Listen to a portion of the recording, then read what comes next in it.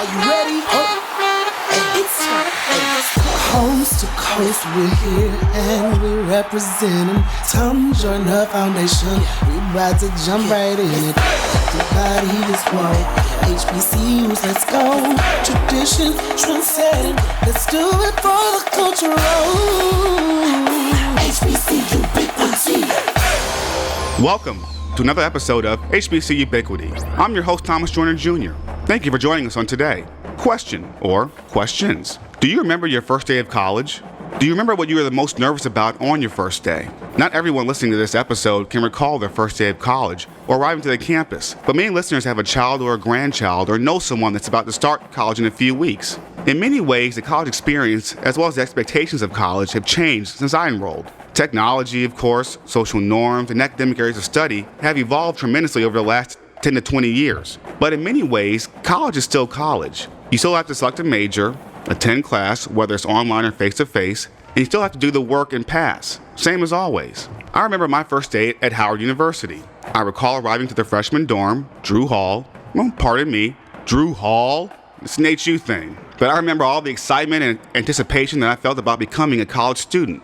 And that was my experience. And I was far from being a first-generation college student. After all, HBCUs go back several generations in my family. And I know that was not everyone's experience at Howard University when I arrived, nor is it everyone's experience today in 2019. This week's episode is for those of you that are going back to school, or better yet, back to college for the first time. This episode is packed with information and tips for new students, their parents, and for you, the listener of this podcast, to pass along to anyone that you know in your family, your church, or your community that's going back to college for the first time and may be in need of a little more advice in terms of what to expect and how to go about navigating and maximizing this new phase of life. In this episode, we'll talk with Dr. Anika Johnson, an academic advisor at the University of Rochester. We'll talk with Dr. Johnson about an array of topics for new freshmen, whether they're attending an HBCU or not, including declaring majors, class scheduling, dorm tips, and more. We'll also talk with Ms. Morgan McMillan about that issue that stays with students throughout their entire college careers and beyond, and that's how to pay for their education. As always, I'd love to hear from you about your thoughts and experiences on this topic.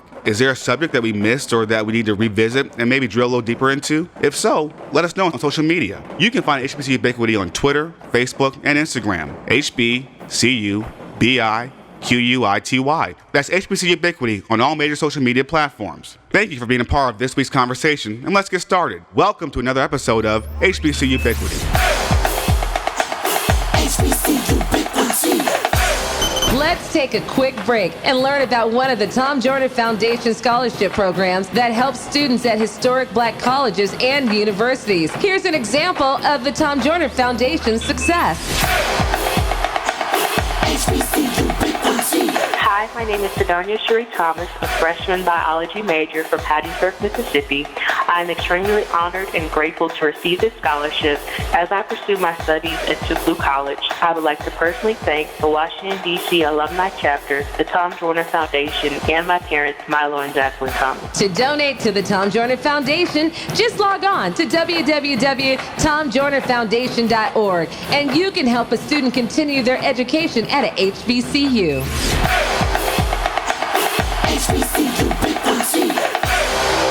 Welcome back to HBCUbiquity. I'm joined now by Dr. Anika Johnson, academic counselor at the University of Rochester.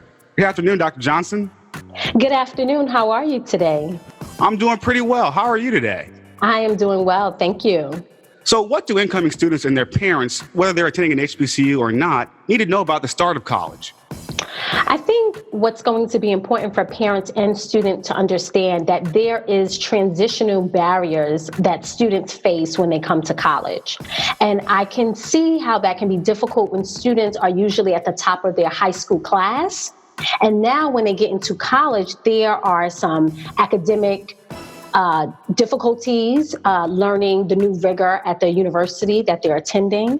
There's even some social class and cultural differences that students are going through, as well as a sense of belonging to a new institution, finding their own way, as well as connecting. Sometimes there's a lack of connection to the campus community, and that's important for families and students to understand. When you have those issues, it's going to be a bit difficult to focus on academics. Is that in any way related to the differences that, say, as example, in several states, especially southern states, between the requirements to graduate from high school versus the requirements to enter college in that same state? I think so. I mean, some colleges will have some connections with high school, so some students will understand the different rigor of the institution, but not all. Not all high schools have those connections with the local communities and local high schools. So I would definitely say that will probably cause some difficulties in that transition of understanding what's expected, understanding how to read a syllabus, and even the importance of talking with faculty members where students find that to be intimidating. Yeah.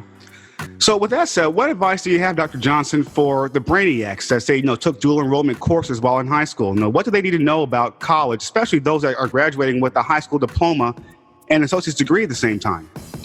What's going to be important is to know some credits may not transfer. And that can be daunting when students have the expectation that all of the credits that I've taken will be transferred. And that may not be the case. A lot of institutions need to make sure students are taking these courses at an actual college. It's a difference if the faculty is walking into the high school and teaching those courses, opposed to the students actually on campus in that environment taking classes.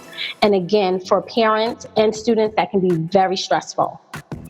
So speaking of stress, when would you say is the optimal time to declare a major? Usually in the sophomore year. At the university that I am, students need to declare no later than the second semester of their sophomore year. The first year is really time to explore, take classes they think they're interested in, even classes that may be going towards a specific major. But the second semester, no later than, will be appropriate for a student to declare a major. However, some students will declare their first semester of their sophomore year when they think they know for sure where they want to major in. Dr. Johnson, what do you recommend as a healthy course load in terms of credit hours for a freshman, both the first and second semesters? Well, I would definitely say students need to stay. If it's a 3-credit institution, they need to take 5 classes. That's going to give them 15 credits. That's a balanced caseload for the first semester. Classes is usually 3 days a week or 2 days a week, depending on the time. That would be appropriate. In some universities, like where I am, classes are 4 credits. So students should take 4 4-credit courses and up to 19 credit hours. So that may be, again, 4 4-credit courses. There may be 1 2-credit course, or maybe 3 1-credit course. But we like to keep students between the 15 and 19 credits first semester, as well as the full academic year. 21 credits during your freshman year is too much? Absolutely. And we definitely have students that will appeal or petition, depending on the university, whatever their process is, to try to take a higher course load. Mm-hmm. So if a student decides later on to change their major, when would you say is the optimal time to do that? And what considerations should be made before a student changes their major? It happens all the times. We find that students tend to change majors in the junior year, which is I would say a very hard time, because you need 128 credits to earn your degree if you're getting 1 degree at an institution. So by the time you're in your junior year and you decide to change your major, you are looking at probably needing to take 8 to 10 specific courses. And it's really difficult to squeeze that in within a 1-year mark when you already completed everything else. Right. Can students do it? Absolutely. They can overload, they can take summer courses, but the best time will be junior year, opposed to waiting to your senior year. First semester, I think, would be appropriate. And with that said, Dr. Johnson, from your experience, is it still realistic for incoming freshmen to expect to graduate in 4 years? That has been the conversation on the table when we think of or have conversations with academic advising, admissions, and financial aid. Right now, most colleges look at a 5-year graduation retention plan because of things, as you just mentioned, changing majors. Sometimes students have difficult issues that they're going through where they leave for a semester for different personal or medical reasons. So we're always looking at that 4 to 5 year. Many students can get it done in 4 years, but you do have to account for if you fail a class and you want to repeat a class, you do need to account for, if you're taking summer courses, who's paying for that. A lot of times financial aid is not offered in the summertime. So are students actually working or parents paying that additional money in the summer? So I appreciate that question, because a 5-year plan seems to be a bit more realistic for students coming in with the different layers that they have going on. And of course, Dr. Johnson, there's more to college, fortunately or unfortunately, depending on your perspective, than classes. Right. So how about fraternities and sororities? Should students consider joining them, or any social organizations for that matter, during their freshman year? That's a tricky question, and let me unpack that quickly. Social organizations, absolutely. Students need to join those in their first semester, no more than 2. That's what I like to say, because they need to have that connection. As I mentioned earlier, the lack of connection to campus community doesn't make for a student to transition healthy. So you need to be involved with other students in learning and growing. When we think of joining Greek and sororities, which I think is amazing and all students should consider, sometimes there are parameters where they say only in your second semester as a freshman, and there are some that will say you need to make sure, but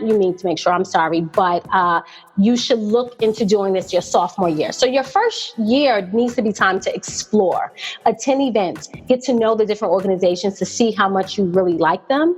So I think for first year students, that's what should happen, and they should wait until their sophomore year to join, because a lot of these Greek organizations requires money, and you need to make sure students need to work. You know, a lot of times students can't rely on parents, so that gives them a year to save their money to explore and learn exactly where they would like to join.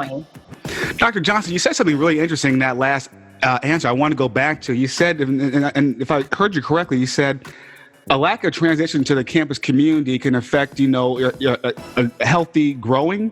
Can you expand on that a little bit more? Yeah, absolutely. When students, we see here, the research tells us when students have a lack of connection to campus community, they go through different issues, issues of not fitting in a classroom, not understanding that their voice matters and speaking up, not joining organizations, really withdrawing from the college community, as well as withdrawing from home, finding their voice, finding their place. And that's a real issue for students, especially coming from high school where they were probably the number one and was involved and everyone knew them. And now they're in this big university, but they feel siloed, because there's no connection. So this is why institutions and programmings are important, and they target first year students to get them involved. This is why they have resident assistants in the residence halls that they live in, who always do programming monthly to keep students connected and involved. It's very important. And it is important, and I'm a witness because I still am in contact with my freshman RA from when I was in school. I see him about once or twice a year. Yeah. That's amazing. You see the impact, building relationships. That's what college is about. Building connections, building relationships. And it's easy for some students versus others. So we are expected to instill in them different skills so they learn how to do that on their own. And what about dormitories? Speaking of which, while we're on the topic, how can you avoid a bad roommate experience, so to speak? Now, how do you deal with a bad roommate? And how much time should you give your roommate or roommates or suite mates for that matter before declaring them quote unquote bad? Right. Great question. How do you avoid it? I don't think you can.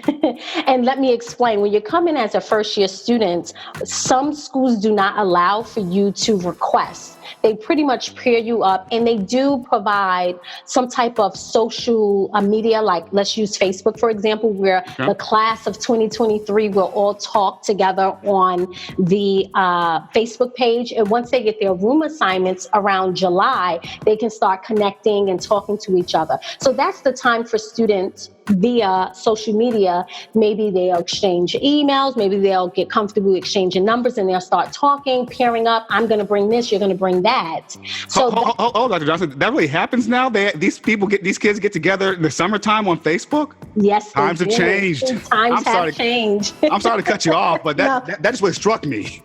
Yes, and that happens a lot right now. We know students, they are living in social media, Instagram, Twitter, and Facebook. So for some students, that's what's going on. So they are able to have those conversations and even see, I want to see what this person looks like, right? Once they get the name and they start doing their research. So for those, that may be a good thing. But let's be honest, for other students where, they may even see the person when they arrive on campus or before, and they're like, I don't want to live with that person. Usually institutions allow for a 6-week hold. The 6-week hold allow for maybe a RA mediation. If there's some conflict, it may allow for a waiting list. You can go and put your name on a waiting list to move. At that point, sometimes students already worked out who they would like to live with. But usually when you move in, colleges wait because sometimes students don't show up. Right. Housing is really tough, even when universities say they secure housing for all first-year students.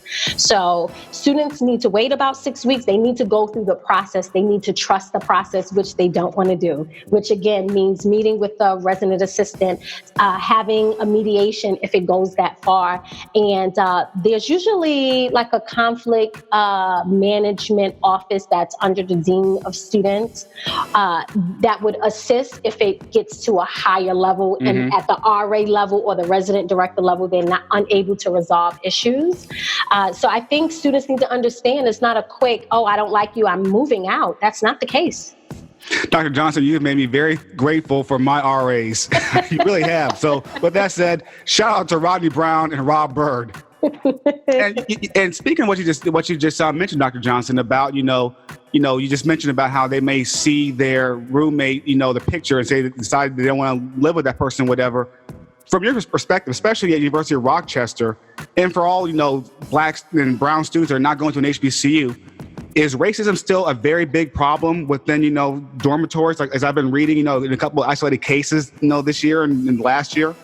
I will definitely say so. Of course, universities will do their best to work on their diversity, inclusion, and equity and supporting students and marginalized groups. And they can't control how students show up. These are 17, 18-year-old students when we think of traditional college students coming into a predominantly white institution. And people are coming up with whatever their misconceptions are or their belief systems are, as well as their assumptions. So if they are not open to learning a new information about a specific culture, or they're judging based on colors of skin, that can make things really difficult for the student who may feel victimized or who is attached to that marginalized group. That happens a lot. So when you ask, is racism real? It's real even at the 17-year-old age coming into college. And honestly, it's not so much the student. Sometimes it's the parents. Yeah. The parents will walk through the door and the parents like, my child needs to move. And the student, I've seen it. The student is standing there feeling embarrassed or not even speaking and wondering like, well, I already spoke with my roommate and I'm fine. Wow. But sometimes the parents are not. So, you really have to be sensitive when, not you per se, but parents need to be sensitive and understand that things are changing. And students of all cultural backgrounds are coming together, as well as our international students. And colleges are mixing people up in living situations because a higher education is a place to learn and develop. Dr. Johnson, what if you're not living in a dorm or an apartment? Is the freshman experience, in your opinion, any different for the full-time students that are commuting from home? I would definitely say commuter first-year students have a different experience not living on campus. So many of them, believe it or not, are actually intentional with seeking out different opportunities, seeking out different programmings, and student activities offices are extremely intentional with programming for that population and connecting them with the students who live on campus. So it can be different, but it doesn't have to be a negative difference. And students will definitely have friends on campus so they can visit during the evenings and on the weekends because they are in classes together. So those connections definitely grow and develop.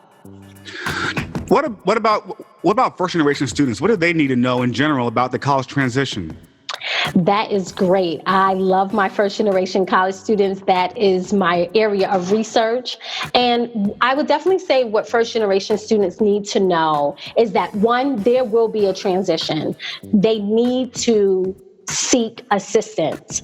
They need to meet with their academic advisors at least once a month. They need to use all available resources on campus. And that can be daunting for some first-generation students because seeking resources in high school sometimes was seen as a negative thing. Mm-hmm. And when you're in college, that's seen as a positive thing. Right. So this quick mindset, they don't get it.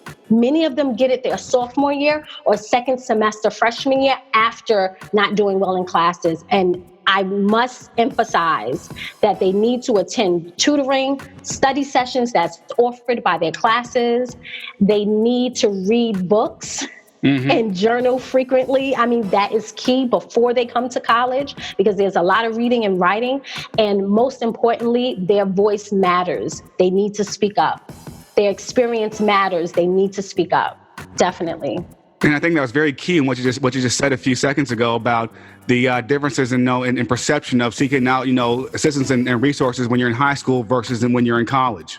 Absolutely. We see it all the time. I mean, let's think about it. When students are in high school and they need extra help, they go to tutoring sometimes during the lunch hour. They go to tutoring after school or on Saturdays. And for students, they feel like that's a disciplinary action. Mm-hmm. Right. They're missing out on something. And then all of a sudden they come to college. We tell them they have freedom. They do what they want and seek help on their own. They don't even know how to apply the approach. Like, what do you mean seek help? What do you mean go get tutoring? What do you mean ask for help? That can be very difficult for a student. They will get it, but we want them to get it early, not when they actually need it. Right. And Dr. Johnson, what about buyer's remorse? For students that get to their new college or university and feel that it's not what they wanted or anticipated, how long should they give the institution a chance before looking to transfer? Great question. In my experience, I've seen students give it one full semester and one full year.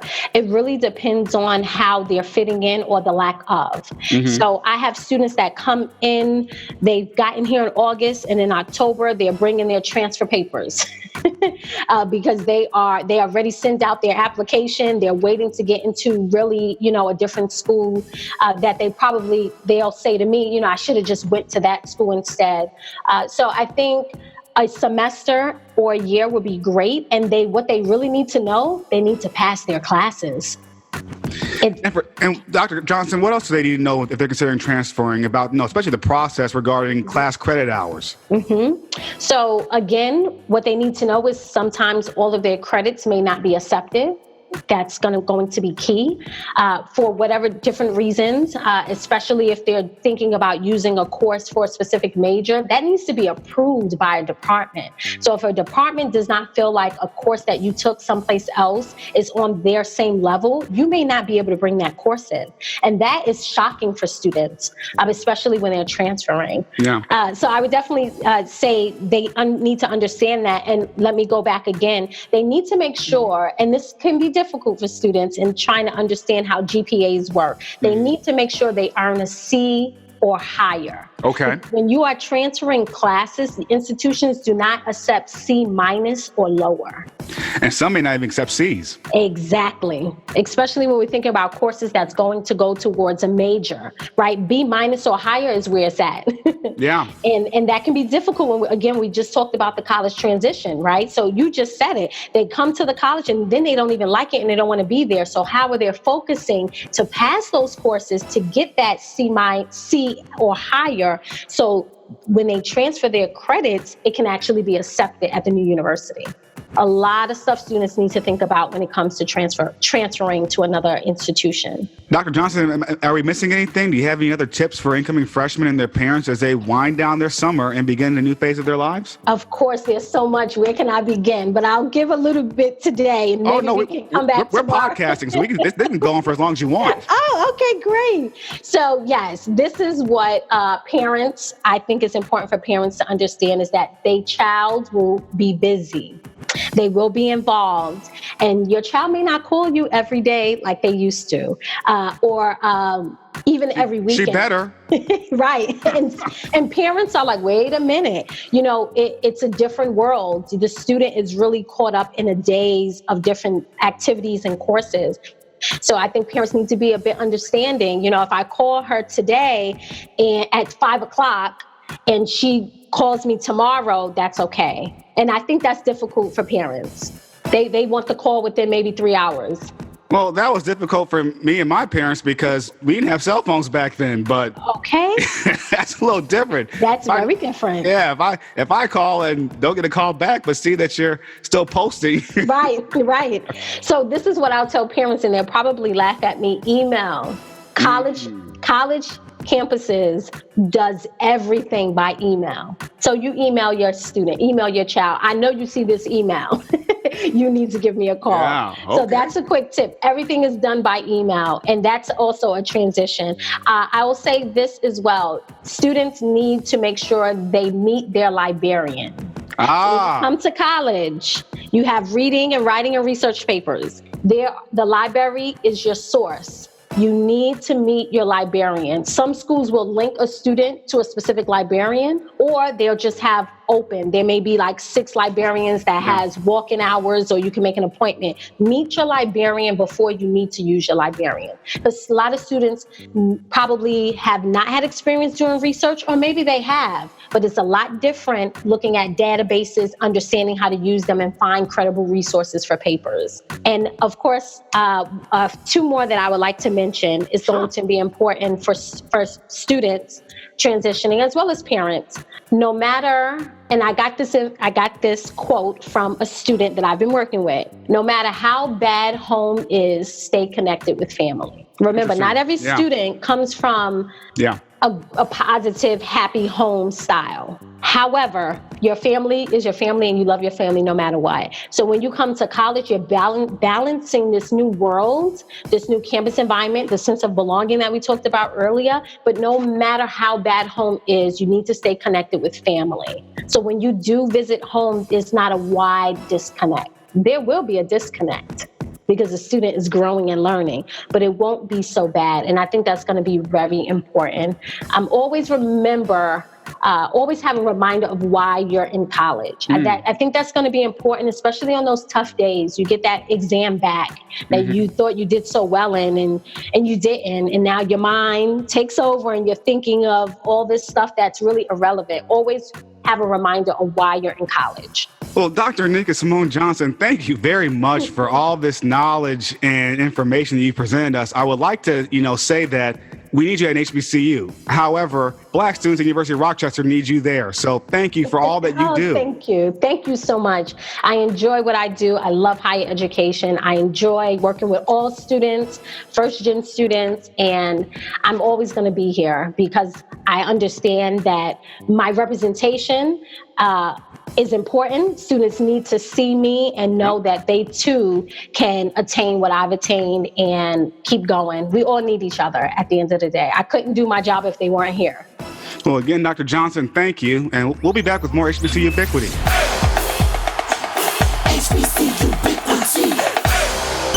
Before we get back to the HBCUbiquity podcast, let's take a look at some Tom Joyner Foundation fundraising highlights. Here's an example of TJF's success. My name is Connor Daly. I'm a sophomore at Dillon University, majoring in urban studies and public policy from Chicago, Illinois. I'm grateful for the scholarship from the Dillon University National Alumni Association and the Tom Joyner Foundation.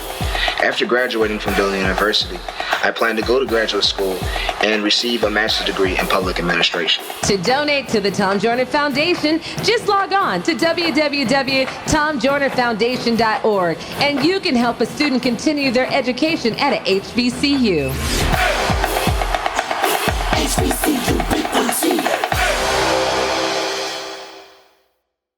Welcome back to HBCUbiquity. I'm joined now by Ms. Morgan McMillan, Assistant Director of Financial Literacy at Indiana University. Good afternoon, Ms. McMillan. Hi, how are you? I'm doing well today. How's everything in Bloomington? Things are doing pretty well here in Indiana. Well, let's talk about financial literacy and specifically about paying for college. Even though we're in June and the fall semester is around the corner, is it too late to search for and or apply for fall 2019 scholarships? Absolutely not. It's never too early to start searching for scholarships. There are a lot of different places where you can look, which is why it's never too early, because there are scholarships available through your institution where you go to school, through the state. Often the federal government has some things available. And even your academic programs. So let's say you're studying business, maybe the business school on your campus might have scholarships available as well, which is often why it's so important when you do get to campus to get to know professors, finding mentors on campus, people who can really help you out, because sometimes the scholarship opportunities are kind of hidden. Organizations is another place as well, whether those are large organizations, like places you shop, things like that, or even something smaller. I've often found that students whose parents are part of unions, for example, sometimes those unions offer scholarships. So think about some places that you or your family might be involved. And those places may very well have scholarships available, whether it's based on what you're interested in studying or doing professionally, or just you being a student starting college. And so speaking of starting college, do you have any tips or suggestions for those who may still be looking for a scholarship for this fall, or even for, the upcoming spring semester? Yeah, absolutely. I would say that if you're thinking about searching for scholarships for this upcoming school year, recognize that at this point, although it's not too late to look for scholarships, they might be a little bit more limited. And if you're going to some of those websites that offer scholarships for students all over the country, so there's a lot of different databases out there for Black students, students of color in general, students with different identities, students who are interested in studying particular things. Those nationwide scholarship opportunities are usually harder to win. Definitely, I would encourage you to still apply, but usually the opportunities for winning them are fewer and far between. But generally speaking, it's never really too late. I think often a lot of students forget, even when they start college, that you can keep looking to pursue scholarships. And yeah, usually students get so busy throughout the semester that they forget, oh yeah, I can still do that, whether it's for next year or to try to help you out for the upcoming semester. And some scholarships are just large chunks of money that you can apply for, and then you can just use them until they run out. So, there's a lot of different opportunities out there. It's just a matter of remembering and having the time and dedication to put in applications and things like that. Because it can take a little bit of time, especially if they require you to write essays or think a little bit deeper. And you mentioned the term databases in your answer a few seconds ago. When I was in both high school and college, the local library was seen as your best resource to go searching for scholarships. Is that too old school? Is it all on the internet now, or can you still go to your library as a resource? Actually, a really good question. I think it depends on the resources available at your library. I know a lot of libraries are just hubs for the community, really great resources for anyone in the community, students or not. So it's definitely a really good place to look. The majority of what you're going to find will probably be online. But if you're going to your library, actually, now that I think about it, that might be a really good place to start looking for scholarships that are local. And if they're local, you generally have a higher chance to win them because you've got a smaller pool of applicants. So, yeah, I think that's a really good resource. And what about federal financial aid? What options are available to students during the upcoming school year, and how, and of course, where do they apply for this type of funding? Good questions. I get that question quite a bit. A lot of students and their families are already familiar with something called the FAFSA. That stands for Free Application for Federal Student Aid. And that's where you can apply for the majority of financial aid. A lot of people hear FAFSA and they don't quite know what it is, but really all it is it's a form. It's a form where you can apply for federal aid. So that's the financial aid that comes from the government, whether it's grants, and grants are kind of like scholarships. You don't have to pay them back, or student loans. Those come from the federal government. The FAFSA also qualifies you for things going on in your state. So there are a lot of state financial aid programs that exist that you can only apply for just by filling out the FAFSA. And the same goes for your institution as well. So a lot of financial aid offices are looking at what comes back from your FAFSA to see whether or not you qualify for institutional scholarships. So those are really great things to know about the FAFSA, because I think there are a lot of misconceptions about what it does, and a lot of people think, it just gives me loans. Well, not necessarily. it certainly can qualify you for the loans that are out there. But it's a really great resource to use to apply for any forms of financial aid, unless it's outside scholarships, which you can always continue to search for on your own and apply for outside of that. Mm-hmm. And speaking of loans, obviously many students will be considering student loans to pay for their education this year. What do's and don'ts do you have about searching and applying for loans, that you can share with us? Yeah. Do's and don'ts. I'm not usually in the habit of giving out advice, but I definitely do have some suggestions. Thank you. Yeah, I always say my job is as an educator, not as an advisor. I'm not here to tell you what to do, but provide, tools and resources to get you to think and make more informed financial decisions, whether it's about paying for college or just thinking about managing your day-to-day expenses as a student. But I would say when it comes to financial aid and thinking about loans, my first suggestion is to start with federal aid. And I know a lot of people hear federal and they think government and they're like, well, that's a really scary thing. Mm-hmm. But with federal loans, they're intended to work toward the benefit of the student. And I think a lot of people often don't know that or they forget it. And what I mean by that is that all of the federal loan programs, they have fixed interest rates, which means that whatever interest is put on them when you take them out, it shouldn't change over the whole life of the loan. Mm-hmm. Federal financial aid or federal loans also have grace periods. So when you graduate, you have a little bit of time to kind of get on your feet and find a job before you actually start being billed to pay your loans back. And as long as you're in school, you shouldn't have to pay on your loans. It's a great thing that you can if you have a little bit of extra income and you want to put money toward your loans so that you're helping out your future self and paying down interest early. But you don't have to until you start being billed, which won't happen until after you graduate. And even for federal loans, there's a lot of different repayment options. Automatically, you're placed on what's called like a standard 10-year repayment plan. But there are a lot of options. If you start being billed once you graduate to start paying your loans back and you find that minimum payment is just too high, maybe the job that you're making is a little bit less than you had anticipated, you can actually talk to your loan servicers, who are the companies that own your loans, and say, hey, I don't think I can make these payments. Are there any other options? And there are a ton of them out there. Yeah, and I don't know all of them off the top of my head, but there are probably about 10 different repayment plans outside of the standard 10-year. Yeah, so they can extend the life of your loan. It might, increase your interest rate, but there are forgiveness options in the event that you really are in a bad way and you're having a hard time maybe finding a job. There are also what they call deferment options. So if you go back to school, if you go to grad school, your loans go back into deferment, meaning that you don't have to pay on them as long as you're enrolled at least half time in terms of credit. So all of those are really good things.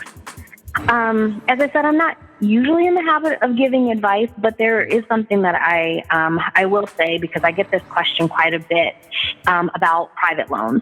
And private loans, oh, yeah. Sorry, but that caught my ear too. Yeah. Private loans are the ones that come from a bank or a credit union or even just an independent company that says, hey, we offer student loans. The things to know about those is, first and foremost, to do your research.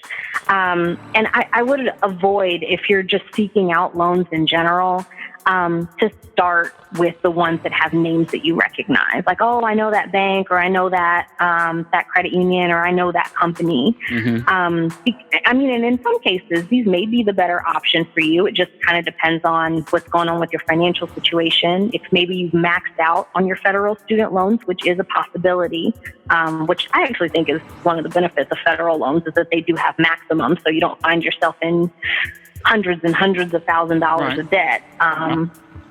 But something that you'll want to look into is whether or not, private loans are an option for you. When you fill out the FAFSA, you're putting in an application, like I said, for federal money, for school money, for state money. But when you put in an application for a private loan, you're only qualifying for that one loan or for whichever ones you're applying for. And usually you need something called a cosigner, because most students don't have good enough credit to qualify to get a loan on their own. So they might need a parent or a guardian or someone in their life that has established good credit in order to co-sign with them, which also makes that person financially responsible for their loans as well, which can kind of be a scary thing. Right. And anything you sign when it comes to private loans, you're just subject to those terms, and there are no standard options. So I get a lot of questions from students about, okay, so I've taken out these private loans. What should I expect in terms of repayment? And my only suggestion is you've got to look at the paperwork that you signed. You might not have that grace period. You might actually have to pay on your loans while you're in school. And there, like I said, there's no standard rules about how they work. You are completely bound to whatever terms there are. If the interest rates are variable, they're not fixed, you might be bound to that as well. So definitely do your research, because the federal loans at the very least are standardized. I can tell you all day long what the rules are around those, but you can actually look them up yourself. If you go to studentaid.ed.gov, you can find all of the loan programs that are out there, as well as all of the federal grant programs, and find out what the interest rates look like, what payment looks like. And if you're shopping around in general, those are the questions that you'll want to look into. So if you are going to a bank or somewhere else looking for a private loan, check into their interest rate and ask about what repayment looks like, honestly, because they might, say one thing, but the paperwork says something else. So you want to see, how long do I have to be paying this back? What happens if I get a job and I'm making less than I anticipated, or I can't make my minimum payment? What does that look like for me? And ask those kinds of questions. Let's see I'm trying to think if there's anything else specifically. I would also say maybe to talk to the financial aid office at your school. They're usually not in the habit of telling you what to do and what not to do in terms of what you apply for. But if it's federal money, it goes straight to the financial aid office, and they're used to handling that money. If it's a private loan, you might have to do a little bit more legwork to get that money to them, and they have to manage it, in a different way. Whereas the federal process goes straight through the financial aid office. So it's a little bit more of a direct process than trying to pay back a loan from a bank or something like that. So talk to your financial aid office too at whatever school you're attending and see what they suggest. And Ms. McMillan, you just mentioned a student aid website a few seconds ago. Can you repeat that address for us again so we can make sure that people hear that and write that down? The address? Yeah, the website address that you mentioned about student aid with questions, yeah. Yeah, it's studentaid, so studentaid.ed, like as in ed.gov, G-O-V. All right, thank you. Ms. McMillan, what about spending money? You mentioned day-to-day expenses, earlier in your answer, but what advice do you have for students and parents in terms of how much to budget per semester on other items, so to speak, like food, clothes, recreation, and the like? Oh, goodness. First and foremost, I think this is really important because a lot of people don't do this. Have open conversations with your family about money, because we don't. A lot of us grow up in households where we don't talk about money, or we don't know how much our families make, and it makes it even harder when you start college to figure out how to start budgeting on your own, or what's a good amount of money to have, or what's too much to spend or too little to spend, or what should I be saving, or what should I be doing. And if you don't have those conversations at home, it gets harder to try to navigate them when you get to college, especially if you have roommates, and trying to have those conversations with other college kids who didn't talk to their families about money. That makes it really, really hard. But if your family is helping you out when it comes to expenses, have conversations around what the expectations are. Are you responsible for your social expenses? Is your family helping you out? Do they want you to pay them back if they help you out? Or are you completely on your own? All of those things are really good things to know up front so you know what you're starting with. So if you know that you don't have any money and you don't have necessarily family support, you're just going off any money you're making, if you have a job on campus or something like that, that's really good stuff to know, because then you can talk to the financial aid office about maybe if you need more money or something like that, there are other options out there. But also, college, it's a fun and very tempting place. I think a lot of people think, oh yeah, I know, I can set a budget for myself and say I'll spend $20 or $30 a week on expenses or on my social life. And then you make friends who like to spend a lot of money, and then you find yourself trying to keep up, trying to fake it till you make it, going into credit card debt. Something that I did when I got to college is all of my friends said that my shoe collection was not what it should be. And so I got rid of all my shoes and bought all brand new shoes in college. And that was expensive. And so... You were a sneakerhead? Even I was before college. That's the problem. I was before college. And when I got to college, everybody said, you need heels. You don't have... You don't have the right kind of shoes. I was rocking Skechers real hard.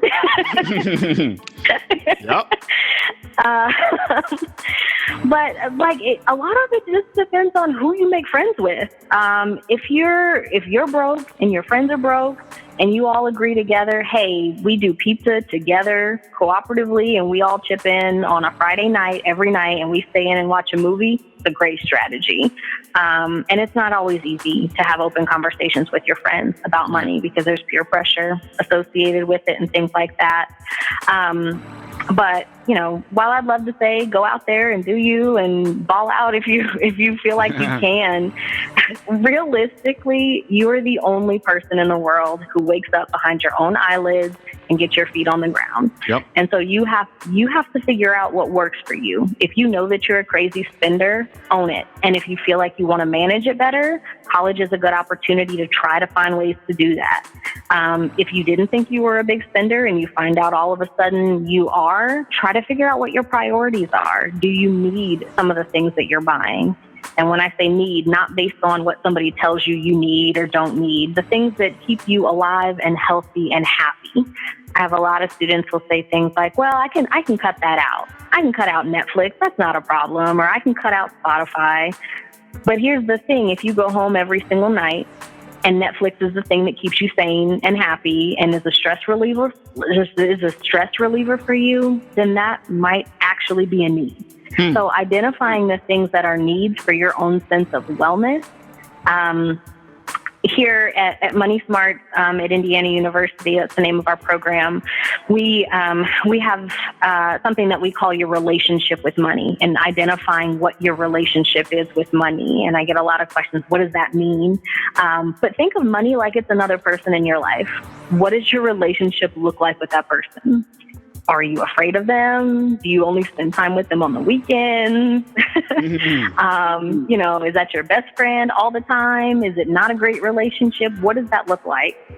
And what are the things that go behind the decisions that you make when it comes to money? Do you go to the grocery store and stand in, the cookie aisle and try to figure out what goes into your decision to buy a $2 box of cookies versus a $5 box of cookies? Are you a name brand person? Are you I need to buy more because I have more friends kind of person? Are you I just need the cheapest option and I need cookies kind of a person? Recognize what your values are when it comes to spending money, saving money, your social life, all those types of things, food, clothes, what makes the most sense for you. And of course, you're going to have to factor in your social life because it's inevitable and it definitely plays a big role. When is the optimal time to think about and or apply for work study? Work study. First off, I get a lot of questions about what is work study. And I know particularly a lot of students of color and their parents have a lot of misconceptions about what work study is.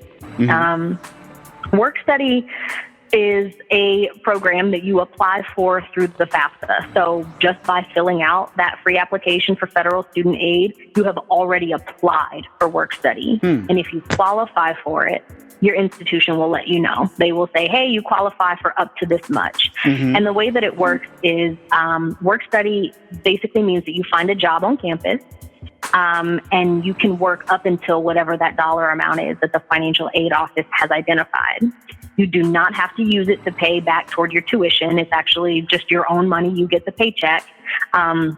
I had a work study job when I was in college. I worked in the financial aid office. And for me, having a work study job kind of felt like working off that part of my tuition. But the benefit was that I got to keep the money. There's no additional restrictions when it comes to earning that money. You'll probably still have to pay taxes on it, but usually it's not going to be more than about $2,000 or $3,000 max in a year that you're paying taxes on. That's still good money though for a college student. It is. It's great. It's great. The reason I bring that up is because people here pay taxes and they're like, no. Yeah, I can imagine. Yep. But that's what work study is. And so, like I said, just by applying through the FAFSA, you have already applied for work study. And a lot of people don't realize you can change your job from year to year if you don't like your job. Oftentimes when you start school, that very first week before school even starts, you have an opportunity to apply for jobs. There might be a part-time job fair on your campus. There might be a work study job fair on your campus. Take advantage of those things. And ask employers and offices around campus, do you just hire work study students? Because those are the jobs that are going to be easier to get. And the great thing about work study is that your employer knows that you're a student first. And so if you have to take off because you need to study or you need to take care of something to do with your academics, they're usually very understanding of it because that's your job. That's the whole reason that you're there. So, yeah, I would highly suggest that if you're offered work study, it's a great opportunity. It's a guaranteed job. It is a guaranteed job on campus. It's just a matter of where you work. But I would say to take advantage if you see it. Because a lot of people don't know what it is and they go, nope, I'm not taking that. That sounds like a bad option, but it's really not. Ms. McMillan, what other tips do you have for students and their parents about how to pay for college? Is there like a road less traveled that you can tip us off to? Let's see. I think, again, doing your research early, recognizing what it means to complete the FAFSA, which you can actually start doing as early as October for the upcoming academic year, and paying attention to deadlines. So like every school has their own deadline when it comes to when you need to have the FAFSA filled out by. Even though there isn't a universal deadline, your school will have one, so paying attention to that. Recognize that money, when it's offered from the school or from the government, is first come, first serve. Okay. So the earlier you apply, the better off you'll be, whether that's for scholarships nationwide or in your community or through the FAFSA and applying for money from the government or the state. All of that money is usually first come, first serve. But I can't emphasize enough having that conversation with your family about what works and what doesn't. I know that a lot of parents in particular have a hard time about being honest with their children about money and what they can and can't do. And I have worked with a lot of students who by junior and senior year come to my office saying, well, all of a sudden mom can't help me with school anymore. Mom lost a job or something happened and we didn't realize that we just didn't have the money to afford it, or if something were to happen that I would be in a bind. And then you get a lot of students trying to figure it out on their own. So having those conversations about what's realistic for your family, for me, something that was really helpful, my mom helped me to apply for scholarships. She did a lot of searching for me, and then I did a lot of the application, but we had really good open conversation about what it means if I win a scholarship, what our family can and can't do, and those kinds of things. So that's really helpful to have those conversations in your family. Ms. McMillan, my last question is for non-traditional students. Do you have any advice for working adults that are considering enrolling or returning to college as a non-traditional student? Yeah. Going back to what I was saying about your relationship with money, recognizing what you can and can't do, but also where you may and may not spend money is really good to know, but also thinking about the effect that going back to school is going to have on your lifestyle. So if you work full time, so taking some hours out of your full-time schedule to go back to school, how is that going to affect you? How's it going to affect your family? How's it going to affect the level of stress and pressures that puts on your household? Recognizing what those are, the effects of going back to school on your general sanity and your wellness. Yeah. Those are all really important things. And I think as a society, something that we don't do often enough is to grant ourselves enough grace to realize when something is tough, and going back to school is tough, whether it's grad school or you're going back, maybe you graduated from high school and you took many, many years off and decided you want to go to college. Grant yourself a little bit of grace, because the process, first off, when it comes to applying, whether it's applying for school or applying for financial aid, it's not what it used to be. And I hear that all the time, is that it's harder, it's more complicated. You often need a little bit more help. And it takes time to adjust to that, in addition to the time that it takes to adjust to sitting in a classroom, learning and studying again. All of those are really, really challenging things. And it can be really stressful on top of everything else. So grant yourself a little bit of grace too. Recognize that the challenges when it comes to your overall sense of wellness can be really high, and kind of have to acknowledge that for yourself. And know yourself too. Know what stress looks like for you, and know what the pressures look like for you and how it might affect you, because those are all really important things to prepare yourself for before they happen. Well, Ms. Morgan McMillan, Assistant Director of Financial Literacy at Indiana University, thank you very much for all of this great and useful information you provide to us today. Really appreciate it. I'm happy to do it. Thank you so much for having me. All right, and you have a great day, and we'll be back with more HBCUbiquity.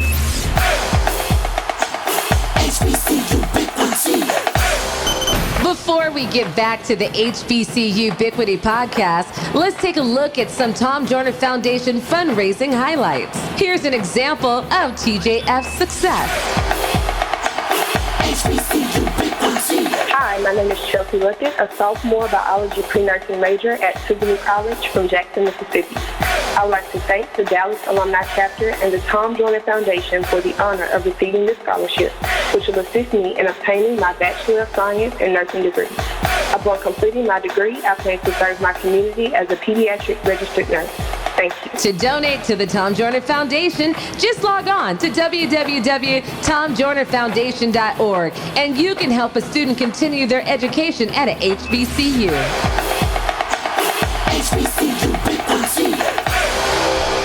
Welcome back to HBCUbiquity. You know, for many people, college is or was the best time in life. It's, as my father likes to say, it's a time of party and purpose. But it's also a time to find yourself for personal growth and for development, from boys to men, from girls to women. A lot's changed in terms of the college experience since my time during the 90s, but at the same time, a lot hasn't changed. The basic fundamentals of the college process and the goals of attending college are still the same.